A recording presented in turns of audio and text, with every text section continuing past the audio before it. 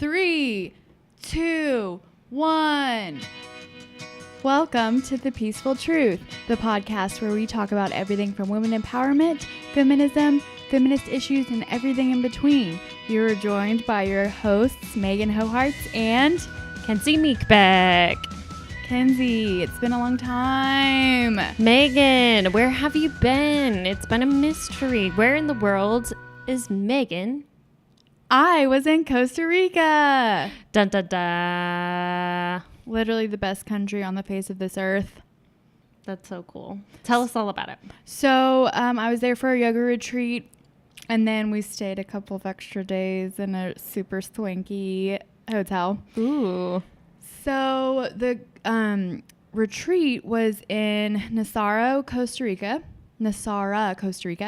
We flew into Liberia, and then we had to drive like 2.5 hours south. And the roads there are so bad. So they're so bumpy. Like once you get off of the main road, then it just turns into like complete potholes, and we were bouncing up and down in this old truck. And so our guy, they speak Spanish there, and Charlotte, who I went with, one of the girls I went with, my best friend, speaks Spanish. She's fluent. Oh, cool. Yeah. That's good. Yeah. That's useful. And so it made me want to learn Spanish because she was so good at it. And she was talking to all of the locals. And so he warned us. He was like, the road gets really bumpy at about an hour and a half in. And before he got to the bumps, he did the sign of the cross. Seriously, or was he kidding and smiling? He was serious. Oh, dang. And so then... I don't know. That's comforting. It's just literally the best country ever. Everybody is so nice. They're the nicest people ever. They have a saying called Pura Vida, which translates literally pure life. And so they're all about Mother Nature, taking care of the earth, living the best life you can, living a pure life, and they're just the best. So one time we went on a tour with a guy who was showing us a little bit of a hike, and then we got to jump into a waterfall. And the guy said that he was really knowledgeable about all of the plants and all of the animals that lived in the rainforest. And he said that countries like China and probably America, he didn't say it, but I mean, we were all Americans, so he probably didn't want to say it. But he says that countries like that consider Costa Rica the lung of the earth. Because it's so, like, all of the polluted countries that are, like, overly polluted depend on Costa Rica to, like, clean the earth. Because it's so much rainforest, and they take care of the rainforest so well. So it, like, filters out and filters the air for the world. That's so cool. It's the best country.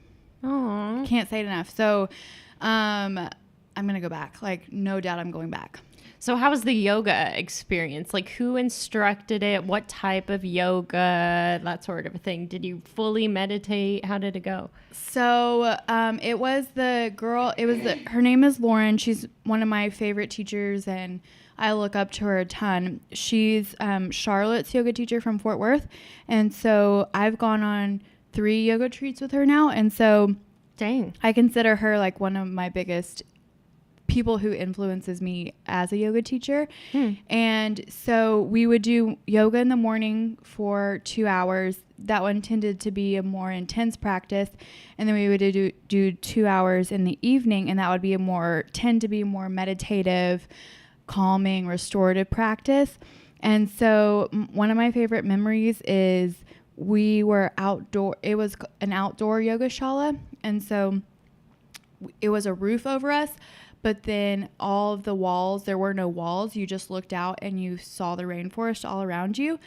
And they have these monkeys there called howler monkeys. And they're so cute. They're probably this big. I would think probably 10 pounds, like the size of Cooper. But then they would have these little babies that they were just like these cute, tiny little baby monkeys. And they would howl in the morning, usually in the morning and in the evening when the sun was going up and down. And one night we were in the yoga shala, and we kept on hearing the monkeys getting closer and closer to us, but we could never see them. We would just hear them moving in the trees and doing their howler monkey noise. And then we go to lay down in Shavasana, And we were in Shavasana for a while, and then Lauren got us out of Shavasana and into like a seated meditative state. And whenever we woke up out of Shavasana, there was like 15 monkeys like right at the tree right in front of us in the yoga shala. And Lauren was like, okay, let's just be quiet, you know, stay in your meditative state. Obviously keep your eyes open because you don't want to miss this. But the quieter you are, the closer they'll come. And so we sat there in silence for like 10 or 15 minutes and just watched these monkeys. And there was probably like 15 monkeys swinging from trees. And they would hang on a tree from their tail. And then they would use their arms and their legs to like get all the leaves. And then they would pick off the leaves to eat them. And they would be hanging upside down from their tail. And they were just the best. Were they cute? They were so cute. Were they fluffy? Yeah. They were like, I'll put up a picture of one. They were brown and they had white balls. Oh my goodness. Because, well, okay, the guy who gave us the tour of the rainforest, he said that scientifically, they have white balls because... now we're talking about monkey balls. Because because the rest of them is like dark brown or black. And if the balls were that color, then the sperm would die because it would get too hot. So you know how sun attracts, or dark colors attract the sun? And so the sperm needs to be cooler. And so that's why the balls are white. But he said that the legend is that these monkeys started off pure white. When God created them, they were just pure white monkeys, and God loved them so much, and they were just like super cute running around. But then they started making too much noise, and they were being like rambunctious and keeping God up all night long. And God said, if you don't be quiet, I'm going to hit you with lightning and make you be quiet. And the monkeys weren't listening to him, and they were still like going on like crazy and making all this fuss.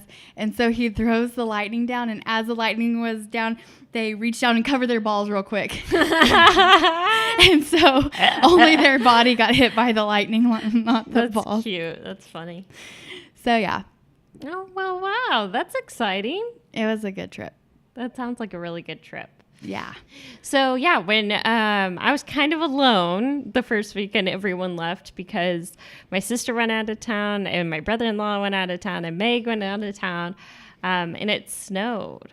It snowed a lot. Snoqualmie a lot, and that's a community where we live. And so, did Binks like the snow? Yeah, he did? So cute. Did you see the picture of him? Check out our Insta if you want to see a picture of him. So.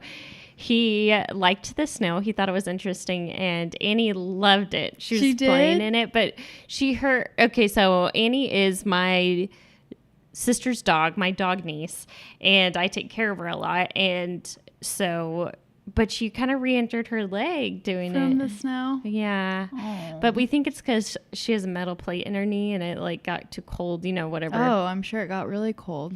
And so I thought she re-injured it on my watch because she wasn't even using it. And I was like, oh no. And I was like freaking out. And then the next day she used it again. Okay, good. So I'm sure it just got too cold. Yeah, nothing too crazy happened though. While you were gone, it's the same old. Just went to work. I worked on the podcast, the episodes that we had pre-recorded, and just got some stuff done. Kind of got back into working out. For the past week, I've been like listening to more health-oriented things. So trying to be mentally healthy and physically healthy.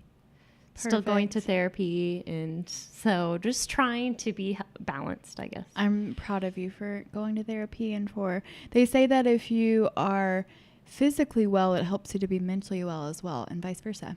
Yeah. So you got to take care of yourself in all ways. Mm-hmm.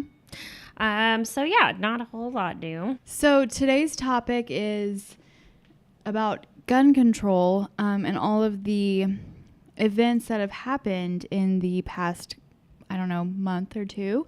And then we're also going to provide some updates on the sexual assault cases and sexual harassment cases that are becoming more prevalent in the news, we feel like these both are topics that, since they're in the everyday, they're in the news every day and they're so relevant to us right now. So we feel like these are topics that we need to address.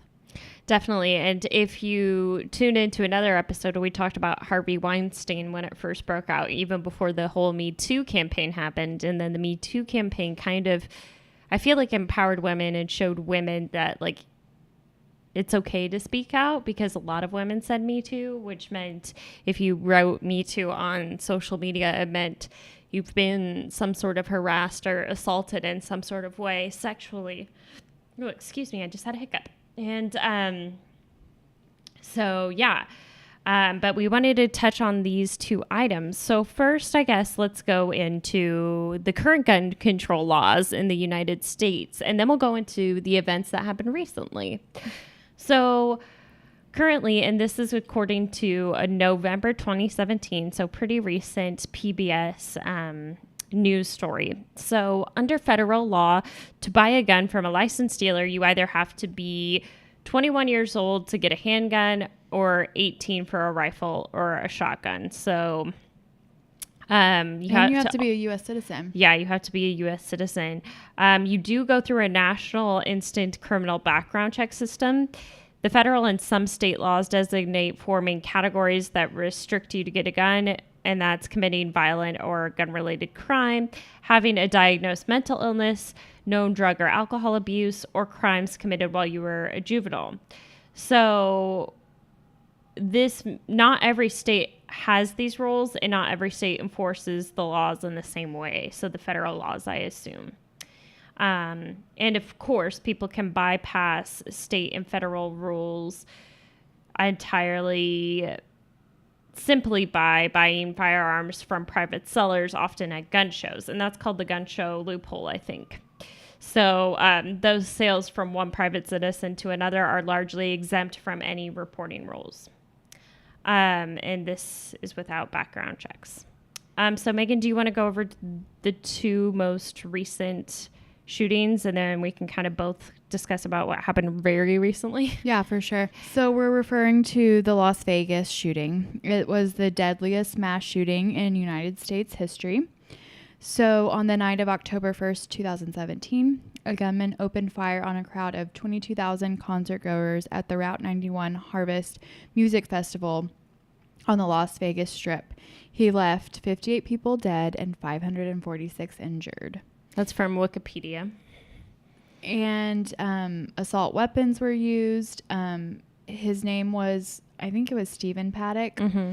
He had 17 rifles in his room, including one that was modified with a legal rapid fire device. The only thing that I want to say about this is, first of all, obviously thinking of all of the people that were affected by this tragedy, family, friends, and everybody that was there. I can't imagine being there. Like, I cannot imagine being there. And I've been to Vegas. I love Vegas, and I always felt so safe in Vegas. Yeah, me too. I love Las Vegas, and still my thoughts and prayers are with people. I think about it every day. I think, like, I'll randomly Google it sometimes still, because I'm like, more information has to be out, but it's not. And then the super crazy thing about the timeline changing, and then, first he shot the security guard. Oh no, he shot the security guard later, and just like so much weird stuff. And the fact that we're not talking about it anymore at all. Yeah, I think it's going to come up more and more, but we'll see. Do you want to go into the next one, or do you want me to tackle this one? You can do this one, and then I will jump in. Okay. So this, and I think I just heard this on a few reports, so it's hearsay, so I don't think this is officially a fact, but I'm pretty sure it was the deadliest mass shooting in a religious setting in the U.S. It was a Texas church outside of San Antonio. 25 people were killed, including children. Laws were not enforced that are in place. The Air Force admits fault, and they acknowledged that they didn't relay the killer's court-martial conviction for domestic assault to civilian law enforcement. that could have prevented him from purchasing them. It's horrific. It's horrific. Both of them. And once again, a place where you should feel completely safe. Yeah, completely. That's your place of worship. That's what you believe in. And it's so sad. It's an innocent thing to be doing. It's so sad. And not that it makes it right to do the other, but it's just, you should feel safe, you know? Yeah. And I guess this is going to give away my opinion a little bit, but I was talking to somebody today and they were saying, I'm so tired of politicians saying thoughts and prayers. I'm like, and not doing anything about it. Like, they were praying. That's what they were doing. They were praying in that church, and thoughts and prayers are not enough to stop these people with mental illnesses. I think that any person that is killing another person, not for self-protection, that's a different story. But anybody who is killing a person has a mental illness. You can't tell me that it's not true. Do you agree with me? I believe that anyone who has a desire to murder someone or has murdered someone has some sort of mental illness. Except if you're what's it defense. called? Self-defense, where well, yeah. That's a different story. But anybody else, you automatically are, I think, considered having a mental illness. And I think that it's absolutely ridiculous that all we can do is say, oh, our prayers are with him. Our prayers are with him. When our prayers are not enough. I'm a religious person. I'm a very religious person. And prayers are not enough. We've been praying. We prayed whenever it happened in Colorado at Columbine. And that's when I was in the 3rd grade. We've been praying for how many years now, and it's just getting worse. There was a recent one too. It killed 6 people, I believe. But is that including the shooter? 6 people, including the shooter. Yeah. So, and this is just going off memory, so I don't know if this is all accurate. But in Northern California, a man opened fire, and it's still developing. So maybe by the time we release that, there's even more facts, even overnight. You never know. You never know nowadays what could happen overnight. But yeah, so he just went on a shooting rampage at multiple locations, and one of them being in an elementary school. But I believe one child was injured by gunshots and is in stable condition. But yeah, they went on lockdown, and thank God for those teachers. Thank God. I think that I heard somewhere that if they wouldn't have gone on lockdown like 5 seconds later, it could have been so much worse. Yeah, those teachers are heroes. They're heroes, and they're heroes for acting as quickly as they did. And thank God that they had precautions in place and probably had practiced this. And it's so sad that, once again, children trying to get an education can't feel safe somewhere where you should feel 100% safe. So many argue for what's called common sense gun control. But the counter argument, and I'll explain more in a minute what common sense gun control is, but the counter argument to that is some worry that it will infringe upon the rights of the Second Amendment, and then they can't defend themselves. Background checks might be an invasion of privacy. And while the counter argument to that, though, it's for gun control, is that they aren't trying to take away guns, just have more rules that will prevent mass shootings, like stricter background checks, bans on assault weapons, and mass capacity magazines. But why that common sense gun control or more strict gun control might not happen is there's the NRA, the National Rifle Association, which is one of the most influential interest groups in the U.S., not because of the money it spends on lobbying politics. Well, not just because. So it also spends a lot of money lobbying politicians, but it also engages 5 million members. So it opposes most of the proposals to strengthen firearm regulations, and that's from the BBC. It's usually backed by Republicans. Donald Trump has often said it's not a gun control issue, but a mental health issue. But I wanted to ask Megan, what are your thoughts on these two arguments? Well, I think that my opinion is obviously well known now, that I think that this country is ridiculous that we don't have more laws in place to make sure that people with mental health issues can't get their hands on guns, especially automatic and semi-automatic guns. There's no need to need an automatic weapon. There's no need for an average everyday citizen to need an automatic weapon. You want a gun to protect yourself. You want a gun to shoot a deer. You want a gun to protect your family from a robber. Whatever, that's fine. Get it if you think that you need it. But there is absolutely no reason that you would need to have an automatic weapon in order to do those things I just listed. There's also no reason that anybody with mental health issues should have a right to have a gun at all. And so, get mad at me and tell me that I'm a stupid Democrat and that I'm taking away your guns. I don't want to take away your gun if you think that you need a gun to protect yourself. If you want to go to target practice and if you want to skeet shoot, I was raised on a farm. My father owns multiple guns. My father has a skeet shooter where he pulls the thing and then it flies in the air and then you practice shooting it. Do I want my dad to have those guns? If he wants those guns, that's fine. He has no mental health issues. He can have that kind of gun, but he does not need to have an automatic weapon. And I don't see the reason for them.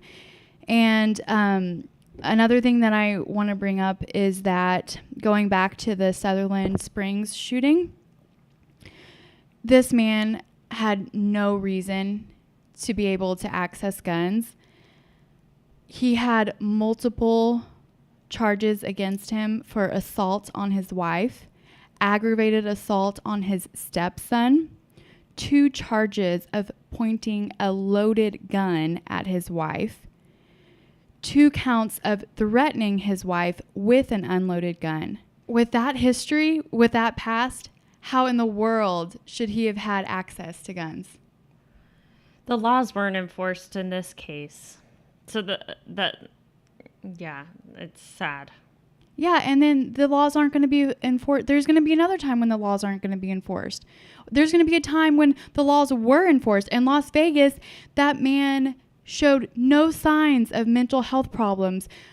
But yet, look what he did. It's just insane. And it's insane that we're living in a country, in the best country in the world. I'm obviously biased, but I believe that this is a beautiful country with opportunities, endless opportunities.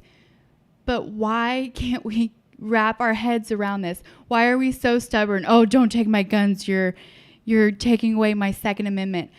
When the Second Amendment was made, there was no such thing as automatic weapons. There was no such thing as that. That wasn't even a concept for them. So I wonder if our founding fathers, if they would have known what 2017 was going to look like, if they would have still said, oh, yes, everybody has a right to bear arms. I feel like, I don't know, I just feel so helpless. And then even when I was in Costa Rica, this one isn't on the list of things that we were meant to talk about. But one morning, we were sitting out by the pool. We were waiting for breakfast to come out. And all of a sudden, our yoga teacher, Lauren, starts running past us super fast. You could tell that she was panicked about something. And she was running to her, we found out later that she was running to her room to get her phone to call her husband because she was on her laptop and an alert came up that there was an active gunman in the area where her children went to school in Fort Worth, Texas.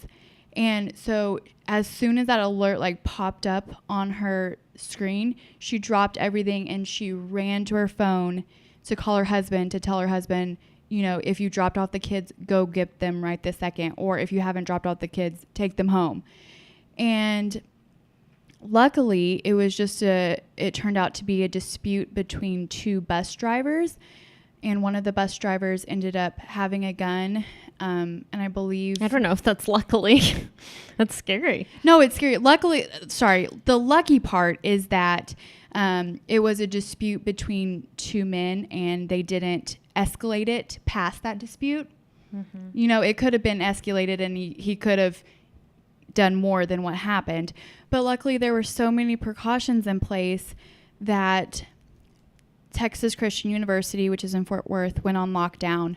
You know, those alerts were given to those parents of the students at the elementary school that was very close in vicinity to where the gunman was. There were so many precautions in place to help locate this man and, you know, get him off of the streets, that nothing happened. But as Lauren came back, and as Lauren was like, oh my gosh, my worst nightmare like just happened. But thank God that, you know, it didn't escalate further between an argument between two bus drivers. But she just said, you know, my absolute worst nightmare just came into fruition. That's so scary. I know. Okay. Do you want to move on to sexual assault? Yep. Okay. So there's been a lot of additional assault allegations that have come after the Harvey Weinstein scandal. So it kind of blew up after the Me Too incident, like we were talking about, don't you think? Yeah, I think that empowered women to step up and share their stories as well. Yeah, definitely. So I guess we were going to do every other one. So I guess I'll start off with Louis C.K. You started off. Okay, so Louis C.K., a well-known stand-up comedian. If you don't know who he is, he's a well-known stand-up comedian. He's done several movies, too, and series. He had his own TV show, or he might still. But he admitted to exposing himself and masturbating in front of women. This one broke my heart. I never would have thought that Louis C.K. would have been a man who would do that. It's creepy, for sure. The next one that happened was Kevin Spacey. He's the 2-time Oscar winner and also the star of that show on Netflix. What is it called? Oh, shoot. House of Cards. House of Cards, which is a really good show. I've never watched it. He apologized on Sunday night for what he said would have been... This is a while ago, actually. It's not just Sunday night. This was taken from our old New York Times article. He apologized multiple Sunday nights ago for what he said, quote, would have been deeply inappropriate drunken behavior after another actor, Anthony Rapp, made an accusation about his sexual conduct with him 31 years ago. When Anthony Rapp was 14 years old, Mr. Spacey, who has long been fiercely private about his personal life, said in a statement that he did not remember any such an encounter, but added that Mr. Rapp's accusations, quote, has encouraged me to address other things about my life. He then disclosed that he had loved and had romantic encounters with men throughout his life, and that he now chooses to live as a gay man. I just have to preach here for a second. Preach. It's not fair to the LGBT community that he did this at all. It's almost like he seemed to use this incident of being accused to be a pervert. He kind of used being gay as an excuse because he said it right after someone accused him. Like, it almost seems like an excuse. And being gay doesn't mean you're perverted at all. Being gay means you're just simply attracted to the same sex. And it does not mean that you're a predator. It does not mean that you molest children. And that just hurts the LGBT community right now, who are trying to fight for equality, and it brings on a stereotype that isn't true. Mm-hmm. It's not fair. Kevin Spacey, it seems like he 2 times tried to find excuses for himself. The first one was that he was drunk, and the second one is that he's gay. He's not addressing the issue at all. He's making excuses for himself that are completely invalid. So, yeah, we're talking about sexual assault allegations, which I would probably say typically happens to a lot of women. It's stereotypically, but I know it happens to a lot of men. So we're talking out for men too who have gone through it. So it's just not fair that he uses being gay that has nothing to do with it. Mm-hmm. And that was all from the New York Times again. But several men have come out against him since.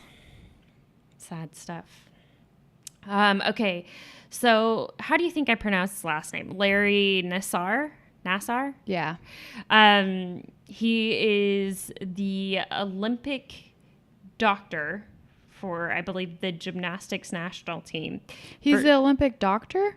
Yeah, like specifically for the gymnastics team. Oh, yeah, I get what. No, he doesn't participate in the Olympics. He's for the Olympic team. We shouldn't be laughing right now. But that's what he's for. But I get why you thought that. Okay, so he's the doctor for their team. But 6-time Olympic medalist Ali, is it Raisman or Rasman? Raisman is one of the latest to allege assault against him, who is a minor during the Olympics. It's horrible. And I think Michaela also came out. Michaela Maroney. Yeah. She also came out on Twitter last month. They were teammates. Yeah. Beautiful gymnast, though. And that's from Sports Illustrated. Well, yeah, that doesn't take away from that. That's just horrible, though, that they were minors, when it occurred. Yep. This other one breaks my heart, too. He has a library on my Texas A&M campus. George H.W. Bush. The 41st president of the United States apologized to an actress after she wrote in a now-deleted Instagram post that Bush sexually assaulted her while she posed for a picture with him. Her name is Heather, and she said that Bush touched her inappropriately from behind twice and told her a dirty joke. That's from CNN. It's terrible. Oh, sorry, we're in the city, so someone's just laying down on the horn right now. Someone is honking like crazy. The next one is Ed Westwick. He is sorry. Someone is angry tonight. They disapprove of his actions as well, or his alleged actions. He plays Chuck Bass on Gossip Girl, but 2 women have publicly accused him of rape recently. The next one is the U.S. Senate candidate Roy Moore. He is accused of assault and romantic advances to a 14-year-old when he was 32 years old. I'm going to Google something about him. There might have been a development today, but do you want to read Dustin Hoffman while I'm... Yep. Dustin Hoffman, I know him from Rain Man. I'm sure he's in a lot of other great movies too. Has been accused of sexually harassing an intern on the set of one of his films in 1985. Her name is Anna Graham Hunter, a writer, says that when she was 17, the Oscar-winning actor groped her and made inappropriate comments about sex to her. She told The Hollywood Reporter, quote, "He was openly flirtatious. He grabbed my ass. He talked about sex to me and in front of me."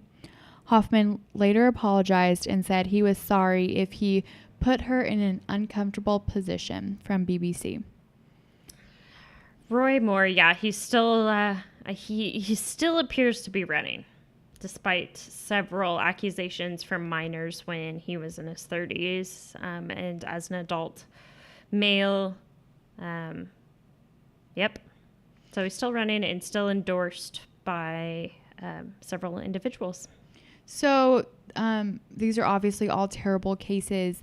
The positive thing that we can look at this is that women are stepping up. Women are empowering each other to come out, tell their stories, share their experiences.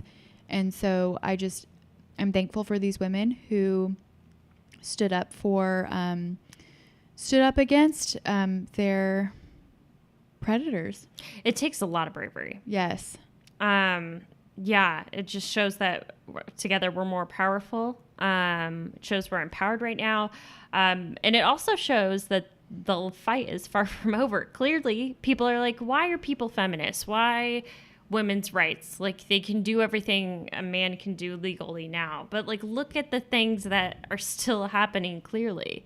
And you know what? We have to like really listen to these women and believe them. But why is it so important, Megan? Why do you think it's so important?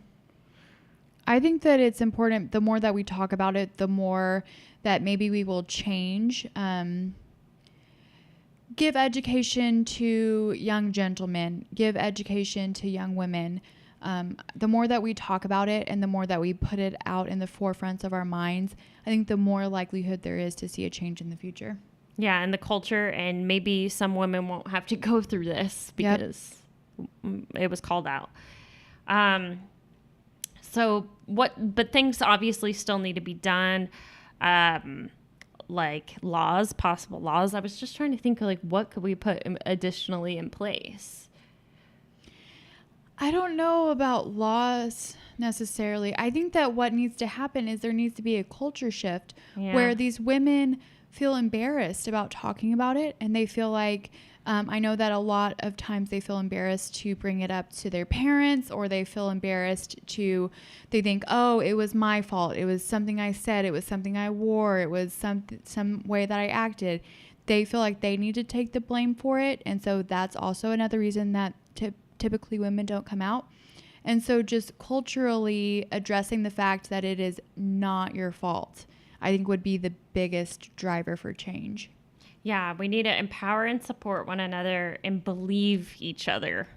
You know, we need to believe these women. Mm-hmm. Like, we need to. Like, it's horrible. And we need to educate everyone on consent. Like, men out there, you need to ask women. Like, you need to talk to them before you have sex. Like, it might be an awkward conversation, but, like, I think what needs to happen is, like, to be a true gentleman, you need to be like, before you do anything with someone, you need to be like, are you okay? Is this okay? Like, just really ask people before you just like go and grab them. You know, you can't just assume. Educating on consent is probably a big thing that could help change as well. Another thing that I want to address is that going back to believing women and how we do need to believe and trust what they're saying. I think that can be hard whenever the allegations are against these men who we look up to, who we admire. Kevin Spacey, he's in American Beauty. That's Desmond's favorite movie of all times. But American Beauty's creepy in itself, on the side note. Oh, yeah, it is. I didn't think about that. Which creeps me out even more. But, okay, American Beauty, House of Cards, we admire this man's work. He is probably one of the best actors of our time, but that doesn't take away the fact that he has a mental illness as well.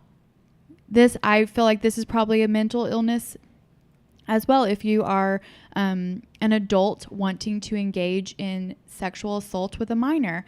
And I think can I interrupt? Yeah. I think to an extent, it's like, I think maybe I think there's a perversion of mind. Yes, when you want to have sexual relations with a minor, yes. But for men that assault and rape women, I don't know if that's mental illness. I think you're selfish and entitled prick. And you want control. In control, but I don't think that's a mental illness. I agree with that. I think that they say that for rape, it's not about sex. It's about having control over another person, full, complete control over another person. They say it has really nothing to do with the sexual gratification. It's more with the control and getting that control. That's something I can't even fathom. I know. I can't either.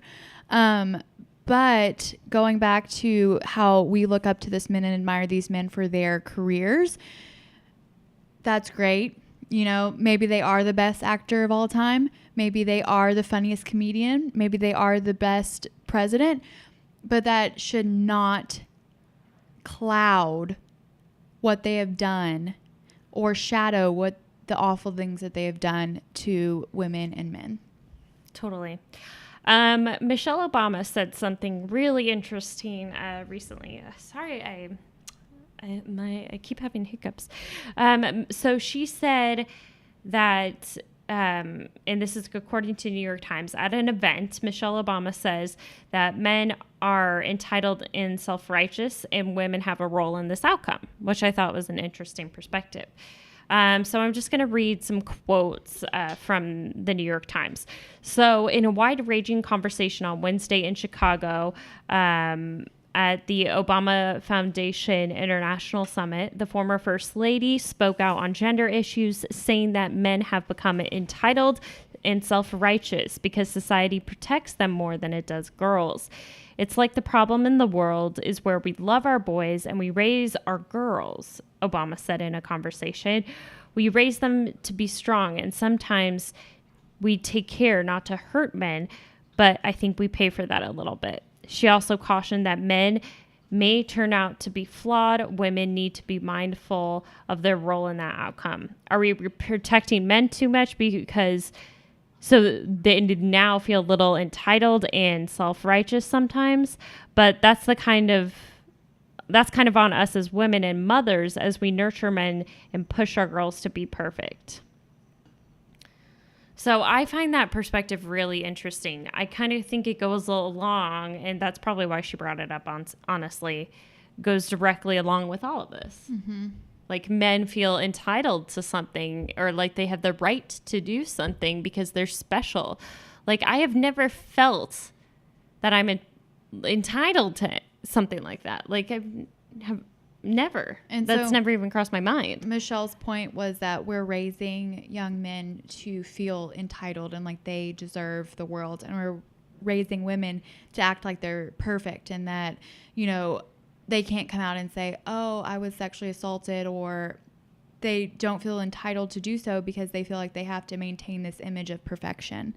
It's sad. I think she does have a point. I do too. So, and that's another thing about consent. I think that mothers and fathers can be feminists. Fathers should also like educate on all this and consent. I want to read this last quote from her. She said, y'all should get you some friends. She laughed, pointing to the men in the audience. Y'all need to go talk to each other about your stuff because there's so much of it. Talk about why y'all are the way you are. And that's true. That's another point too, is that men don't talk about it. They don't address the issues that are going on. Yeah, they don't talk to each other about anything, really. I was actually listening to a podcast today, and it's called The Model Health Show. And it's like one of the most popular podcasts. But they were talking about how, and it was a book that a guy wrote, just all about how men are the way they are and how they need to become more centered and emotional and more in tuned. And some of that's by talking and not like bottling it up. So true that, homegirl.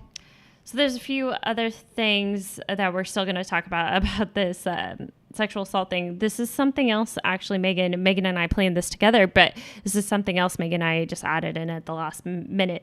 But NPR just wrote a super interesting article about Native American female issues. And we represent everyone here. Not all we don't have like a firsthand perspective, but I just thought it was very interesting and something that we need to raise awareness about. In fact, a recent Government Accountability Office report shows that federal courts declined to prosecute 67% of Native American reservation sexual assault cases. Declined to prosecute 67%. Meanwhile, I'm just reading clips of the article.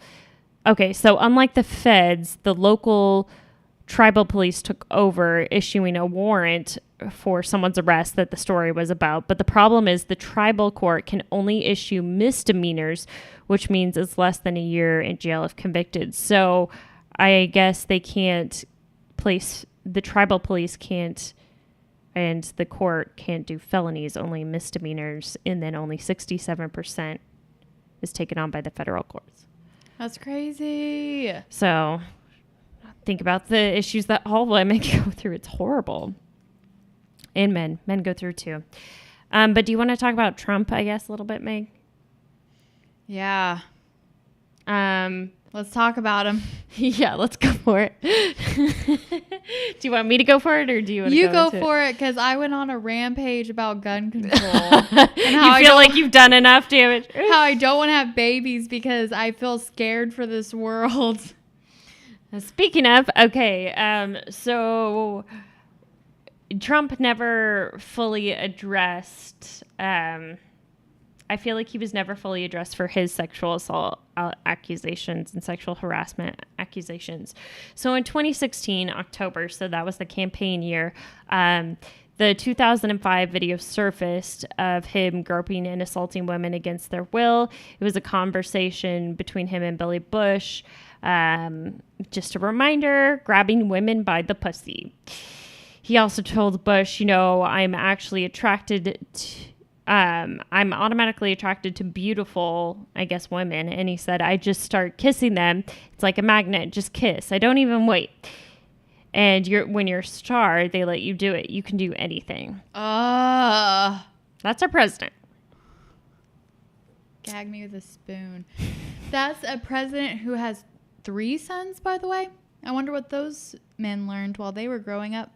Mm-hmm. So the first victim, I'm going to read through his alleged victims. Look how many. Oh my gosh. Okay. So these are just a few too. So this is, oh shoot. I forgot to grab what article this Virginia. is from. Okay, so these are just multiple victims. I apologize. I don't have the article offhand. So maybe it was actually CBS.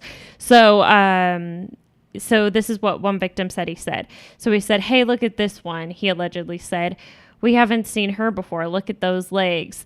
Then Virginia said Trump walked up to her, grabbed her by the arm and touched her breasts. She flinched and Trump responded by demanding, don't you know who I am? Don't you know who I am?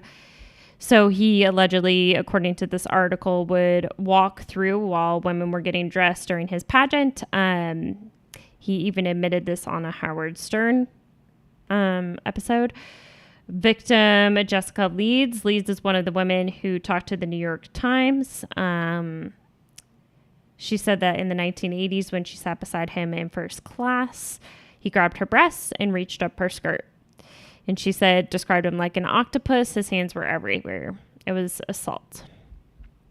Multiple people said he's grabbed them unwillingly and kissed them on the lips without consent.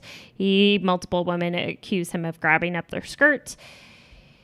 It just seems like all of this is called lies by his campaign and nothing has happened. So why and how is he getting away with it? I think money and power are how and why he's getting away with it. Yeah, but all these men were taken down this past week. I know he's the president, but however, this past week, the campaign has been subpoenaed, and this is according to a GQ article. So he has dodged these allegations for many years, but after the Harvey Weinstein incident, Summer Zervos, I don't know, her last name starts with the Z, is a former apprentice contestant, God, I can't talk today, who is suing Donald Trump for allegedly groping her and kissing her while she was at his bungalow in Beverly Hills. So she's subpoenaing, if that's a word, his campaign and asking that it preserve all documents it had about her. It's also asking for all documents concerning other women who have accused Trump of groping them. So the summer case happened back in 2007. When is the timeline for it to be up? There's a certain time period. Oh, yeah. I don't know. What is that word called? Oh, I know what you're saying. It's statute of limitations. That's it. There is statute of limitations. Hopefully it's at least 20 years because then we'll be fine. So we'll see what happens. Anyway, we think it's important to empower women and talk about what's happening in the world, including shootings and maybe what can prevent all of these sad incidents. I also want to say that yes, I feel like this world is a scary place to be in right now. But coming back from Costa Rica and having so many days filled with people that I love and great, strong, powerful women, I have hope for the future. Being around Kenzie and all of my best friends in Seattle, I have hope for the future that we're going to rise above this darkness. Yes. I hope that good can overcome evil. Good will overcome evil. Love versus hate. That's what we put on the Peaceful Truth. Love is going to win. So, Kenzie, what's your positive thing for the week? Oh, I didn't even think about it. Like normal. My positive thing is that Maggie's back. Yay! My positive thing is that my mom and dad are coming on Thursday to Seattle for Thanksgiving. Not this Thursday. 1 week, though. Basically. 1 week, and my parents will be here for Thanksgiving, as well as Desmond's sister, brother-in-law, and mom.